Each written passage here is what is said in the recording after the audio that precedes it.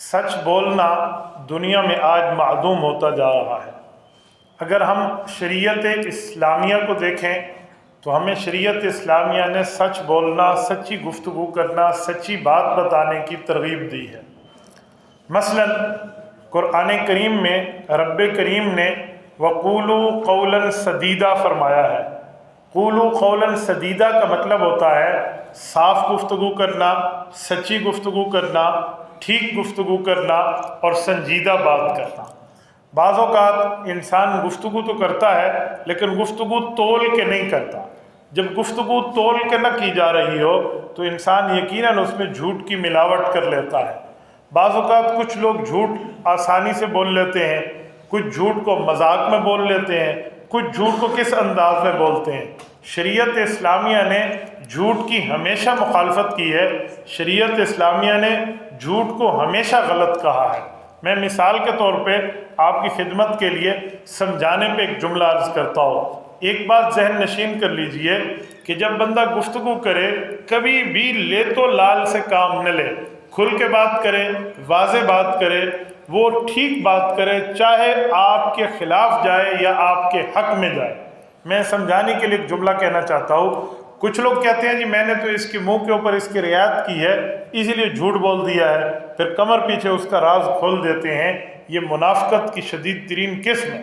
جو بندہ منہ پہ ہے اور کمر کے پیچھے ہے اور یہ منافقت ہوتی ہے۔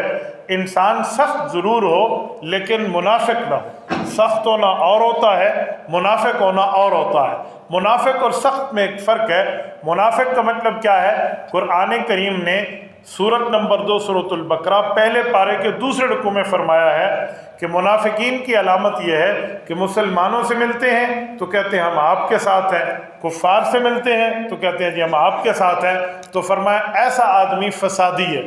اب دیکھیں بظاہر تو اس میں فساد نہیں لگتا کہ ان سے مل کے ان کو بھی راضی کیا، ان سے مل کے ان کو بھی راضی کیا، ظاہراً تو اس نے فساد ختم کر دیا ہے۔ تو قرآن اسے الا انہم هم المفسدون کیوں کہتا ہے؟ تو قرآن کریم میں نے فسادی کیوں کہا ہے؟ تو اس کا ایک ہی جواب مفسرین دیتے ہیں۔ وہ کہتے ہیں جو آدمی ہر جگہ جا کے ان کی خوشی کی بات کرے وہ حق بات کی رعایت کبھی نہیں کرتا۔ مثال کے طور پہ شیطان والوں کو کہے تم بھی ٹھیک ہو، رحمان والوں کو کہے تم بھی ٹھیک ہو، تو فرمایا یہ منافقت کی بدترین قسم ہے۔